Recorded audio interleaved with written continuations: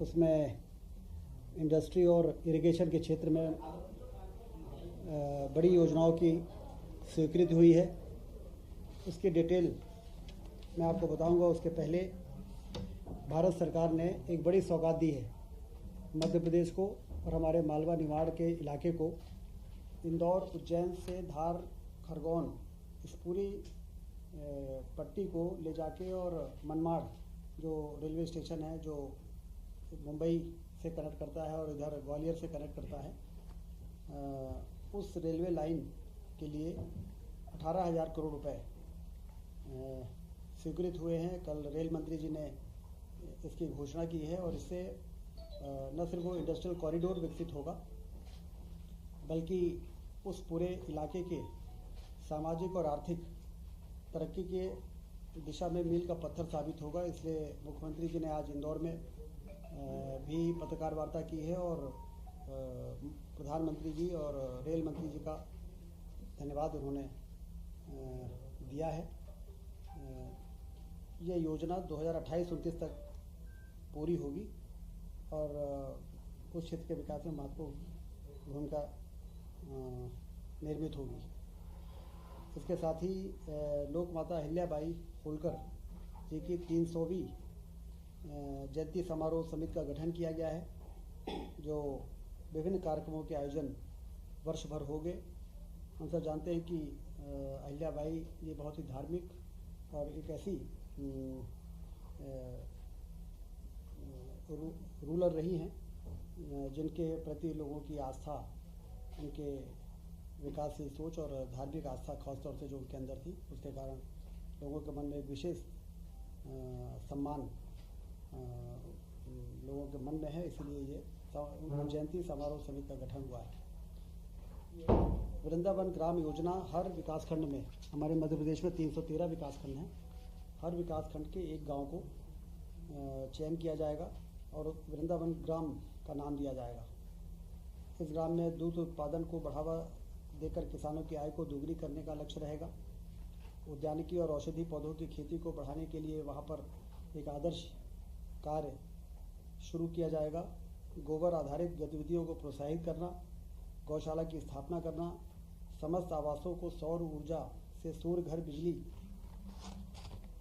में इसको बदलना, सामुदायिक सार्वजनिक शौचालय की व्यवस्था, खेल मैदान, लघु वनोपजों के संग्रहण और संवर्धन केंद्र की स्थापना करना, श्री अन्न के उत्पादन को बढ़ावा देने आदि कार्य किए जाएंगे।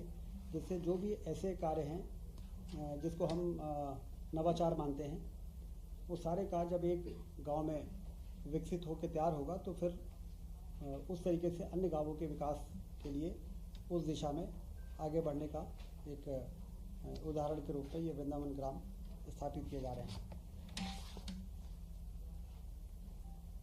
पंचायत एवं ग्रामीण विकास विभाग इस योजना के विस्तृत दिशा निर्देश जारी करेगी। समस्त नगरीय निकायों में गीता भवन की स्थापना होगी। सर्वसुलभ वैचारिक अध्ययन केंद्र के रूप में गीता भवन का उद्देश्य पठन पाठन की रुचि बढ़ाना, पुस्तकों के माध्यम से भारतीय संस्कृति के महत्व को परिचित कराना, प्रतियोगी परीक्षाओं की अध्ययन सामग्री उपलब्ध करवाना एवं धार्मिक सामाजिक कार्यक्रमों के आयोजन के लिए रियायती दर पर स्थान को उपलब्ध कराना, ये इसका उद्देश्य रहेगा। नगरीय प्रशासन एवं आवास विभाग द्वारा इसके दिशा निर्देश जारी होंगे। अभी पिछले दिनों 28 अगस्त को ग्वालियर में रीजनल इन्वेस्टर समिट हुई थी, कॉन्क्लेव, जिसमें 4,000 से अधिक प्रतिभागियों ने हिस्सा लिया और 15 अंतर्राष्ट्रीय प्रतिनिधियों ने हिस्सा लिया। बहुत सफल रही है ये समिट। 400 से अधिक बायर सेलर मीट आयोजित की गई। वहाँ समिट में 8,000 करोड़ से अधिक के निवेश के प्रस्ताव प्राप्त हुए हैं, जिसमें लगभग 35,000 रोजगार के अवसर सृजित होंगे। सागर एवं रीवा में भी रीजनल इन्वेस्टर समिट शीघ्र ही आयोजित की जाएगी आने वाले महीनों में।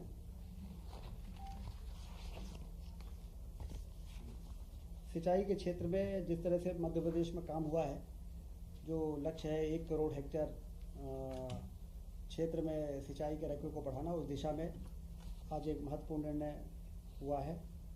लगभग 4,197 करोड़ की प्रशासकीय स्वीकृति सूक्ष्म सिंचाई परियोजना जावद और नीमच जिले में, जिससे कि 1,08,600 हेक्टेयर की सिंचाई सुनिश्चित होगी, लगभग 2.5 लाख एकड़।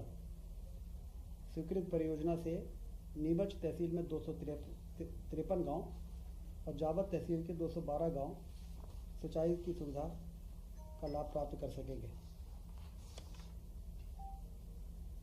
परियोजना नाम क्या था, क्या बताया? ये है जावद नीमच ताप युक्त सूक्ष्म सिंचाई परियोजना। आप सब जानते हैं कि इसमें प्रेशराइज्ड पाइप माइक्रो इरिगेशन से बहुत सफलता मतलब बहुत अच्छे परिणाम मिले हैं मध्य प्रदेश के अंदर।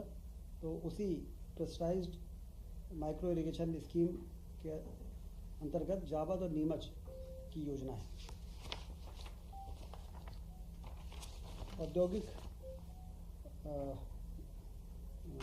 क्षेत्र में जो महत्वपूर्ण काम हो रहे हैं मध्य प्रदेश में, उस दिशा में जो नर्मदापुरम जिला है उसमें मोहासा बावई जो इंडस्ट्रियल एरिया है उसमें रिन्यूएबल एनर्जी और एनर्जी से संबंधित जो इक्विपमेंट्स होते हैं मैन्युफैक्चरिंग के लिए एक जोन स्थापित किया जाएगा 227 एकड़ ज़मीन में, और इसमें 93.50 करोड़ रुपए खर्च होगा, जिसमें केंद्र 60% राशि देगा और 40% राशि का प्रावधान राज्य के बजट से किया गया है और इसकी आज स्वीकृति प्रदान की गई है। राशि एक बार फिर से लिखिए।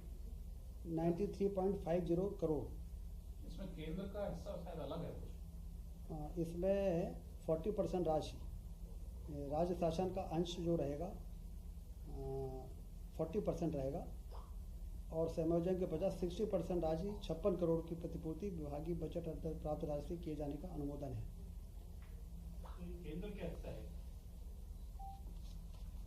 नॉर्मली तो 60-40 है, मुझे हमें लगता है कि केंद्र के इसी स्कीम 40 स्टेट 40 राज्य और 60 केंद्र। पावर एवं renewable energy equipment manufacturing zone में स्थापित होने वाली जो इकाइयाँ रहेंगी वो लगभग 8 से 10,000 करोड़ का निवेश होगा और 10,000 लोगों को रोजगार के अवसर सृजित होंगे। तो उस दृष्टि से देखा जाए तो ये बड़ा निर्णय आज कैबिनेट ने किया है। फिर मुरैना जिले के सीतापुर इंडस्ट्रियल एरिया में footwear and accessories cluster development park की स्थापना की जाएगी, जिसमें 161.7 एकड़ जमीन में विकास होगा और उस विकास में 111 करोड़ रुपए खर्च होंगे, जिससे कि ये पार्क डेवलप होगा। और इसमें कई प्रकार की लेदर की accessories, bags, belt, leather footwear, jacket, garment, इस तरह की कई चीज़ें इसमें बनेगी और इसमें 2300 करोड़ का निवेश होगा। प्लॉट साइज 1 एकड़ से 2 एकड़ रहेगी।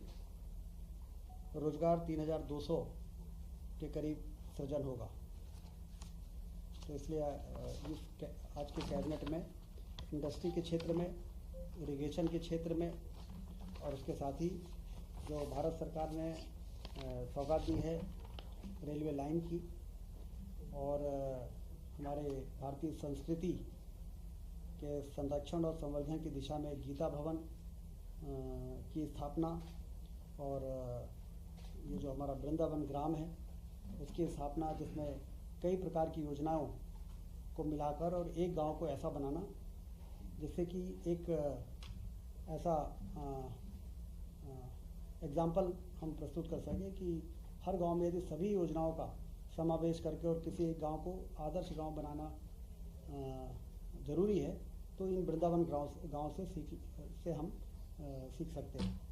इस प्रकार से महत्वपूर्ण डिसीजंस आज डॉक्टर मोहन यादव जी की कैबिनेट में किए। राजस्व महाअभियान को लेकर राजस्व महाअभियान, बहुत अच्छी बात आपने कही। राजस्व महाअभियान में पहले चरण में 30 लाख और दूसरे चरण में 50 लाख,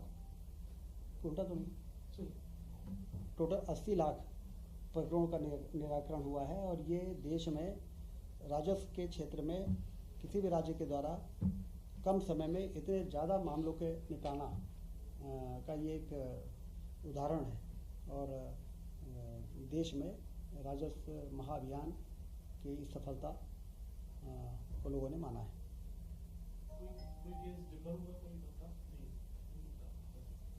नहीं। बाकी तो पेंशन और इन सब चीज़ों के रहते हैं।